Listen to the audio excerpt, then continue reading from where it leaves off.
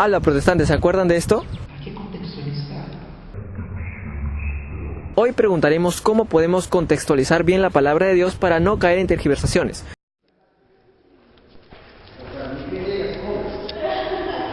¿Cómo podemos nosotros contextualizar bien la palabra de Dios para no caer en tergiversaciones? Mire, el proceso de contextualización es una obra bien delicada y yo creo que para hacer una correcta, no digo verdadera, sino correcta, porque somos falibles, pero yo creo que para hacer una correcta contextualización uno primero tiene que entender muy bien el mensaje del autor original, el mensaje que está dando el autor original al lector original. Entonces, entendiendo bien eso, hay que hacer ahora el trabajo de traer el mensaje casi de 2000 años después y aplicar ahora en la iglesia de este tiempo. ¿Podemos contextualizar o tomar algo literal y algo simbólico? Hay criterios. Yo creo que en la Biblia no todo se interpreta homogéneamente, porque tú sabes que en la Biblia hay poesía, hay hechos históricos, hay adivinanzas, hay géneros literarios y todo eso que tiene su propia forma de interpretar.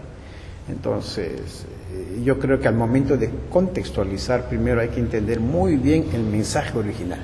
¿Qué quiso decir el autor a tal iglesia? Pablo no escribió Corintios, por ejemplo, para la iglesia pentecostal de Vitarte. Pablo escribió su epístola a Corinto. Responde a una necesidad puntual, concreta. Ahora, pero ¿cuál es el mensaje que se puede aplicar y proyectar hasta ahora? Eso es un asunto. Porque si no tenemos cuidado podemos caer en errores. Un error muy común, por ejemplo, es cuando uno lee en la Biblia esta frase en Mateo cuando dice: no juzguéis para no ser juzgados, por ejemplo. Entonces, eso hay que interpretar muy bien en qué contexto lo dijo, por qué lo dijo.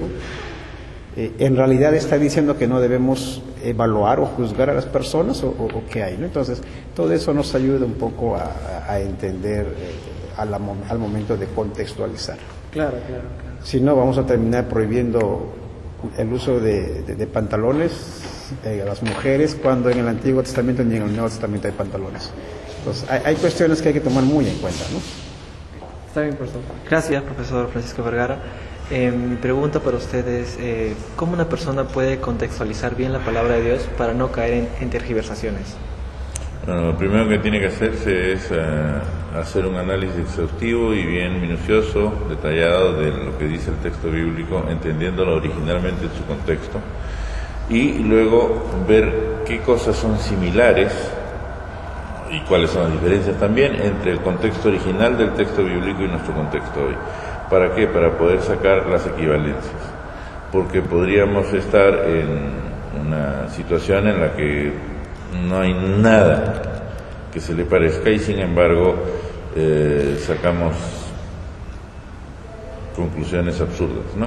Entonces, lo primero es investigar bien el texto bíblico en su contexto original y ver, luego, conociendo nuestro contexto, cuáles son las equivalencias, que hay similitudes entre lo que fue el contexto original en el cual se dio, ver qué cosas son mandamientos imperativos allí y qué cosas no son mandamientos, ¿no? En ese caso nosotros tenemos que tomar en cuenta qué textos podemos tomarlos literal y qué textos no tenemos que tomar literal. Claro, hay algunos textos que evidentemente tienen una connotación mucho más literal, tienen que ser tomados así, tal cual.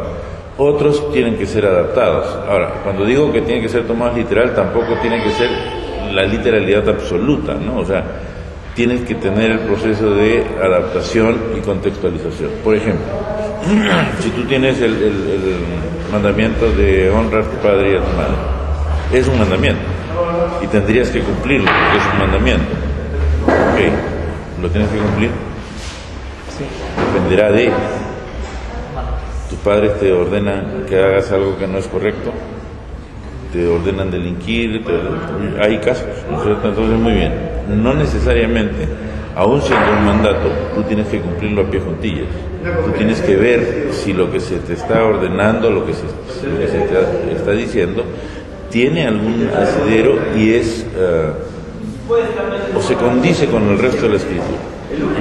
Si te pueden estar pidiendo que hagas cosas que no son necesariamente moralmente buenas, y entonces pues, tienes derecho a inhibirte a incumplir, sabiendo la sanción que eso puede conllevar. Entonces, ¿cómo realmente podríamos contextualizar bien para no poder caer en ese tipo de tergiversaciones? Bueno, tiene que luchar para establecer que esto es lo que significa el relato de Sodoma y Gomorra, pero bueno, es una interpretación un poco especial de un pasaje bien conocido. Pero en general, como yo decía en la clase, esto no te va a ayudar en la entrevista, porque la entrevista no ha grabado la clase, o tal vez sí, pero todas las cuestiones hermenéuticas tienen que ser contextualizadas. Contextualización no es simplemente tomar un texto y aplicarlo en nuestro contexto a nuestro antojo. Se tiene que entender el texto en su contexto en que fue producido. Esa es la tarea fundamental de la hermenéutica.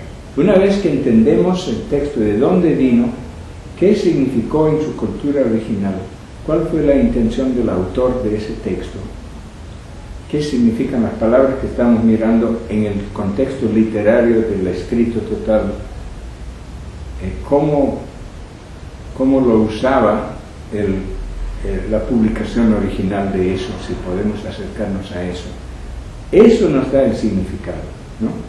Los 10 mandamientos, por ejemplo, no son leyes universales, principios éticos, son la base de la constitución política de Israel. Tenían que obedecer esas leyes, si no, Dios mandaba maldición sobre la nación, había malas cosechas y todo el resto, ¿no? Invasiones extranjeras.